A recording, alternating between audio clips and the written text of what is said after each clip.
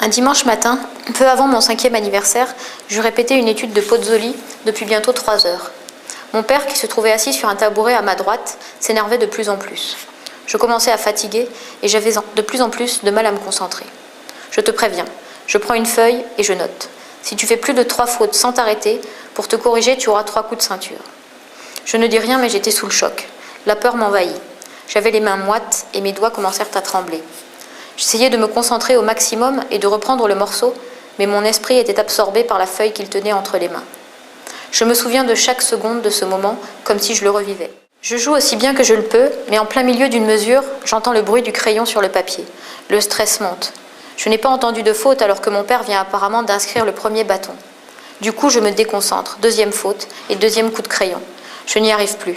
Je suis focalisée sur le bruit du crayon et je redoute la suite. Je ne sais même plus ce que je suis en train de jouer.